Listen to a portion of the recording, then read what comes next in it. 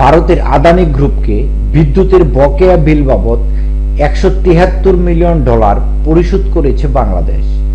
দেশটির ঝাড়খণ্ড রাজ্যে অবস্থিত আদানির গুড্ডা পাওয়ার প্ল্যান্ট থেকে যাতে নিরবিচ্ছিন্ন বিদ্যুৎ সরবরাহ রাখা হয়, তারই অংশ হিসেবে এই বিদ্যুৎ বিলের বকেয়া কিছু অংশ পরিশোধ করা হয়। ভারতীয় সংবাদ মাধ্যম ইকোনমিক টাইমস এ তথ্য জানিয়েছে। প্রতিবেদনে বলা হয়েছে, আদানি গ্রুপ বিদ্যুতের বকেয়া হিসেবে বাংলাদেশের কাছে পাওনা $843 মিলিয়ন। বাংলাদেশে রাজনৈতিক পট পরিবর্তনের পর নানা কারণে সেই বকেয়া পরিশোধে জটিলতা তৈরি হয়।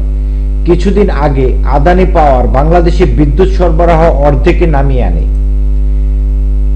এই অবস্থার প্রেক্ষিতে বাংলাদেশ বিদ্যুৎ উন্নয়ন বোর্ড $173 মিলিয়ন একটি নতুন লেটার অফ ক্রেডিট জারি করেছে। ইকোনমিক টাইমসের প্রতিবেদনে বলা হয়েছে, বাংলাদেশ পাওয়ার ডেভেলপমেন্ট বোর্ডের তরফ থেকে এটি আদানি পাওয়ারকে দেওয়া তৃতীয় এলসি। বাংলাদেশের কৃষি ব্যাংকের পক্ষ থেকে এই এলসি দেওয়া হয়েছে।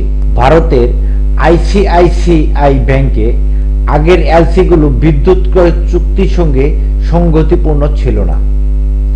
বিদ্যুৎ উৎপাদনে আদানি পাওয়ারের দুটি ইউনিট রয়েছে, যেগুলোর উৎপাদন ক্ষমতা 1600 মেগাওয়াট। এর পুরোটাই আদানি পাওয়ার বাংলাদেশে রপ্তানি করে। এই বিদ্যুৎ বাংলাদেশের চাহিদার 10% পূরণ করে।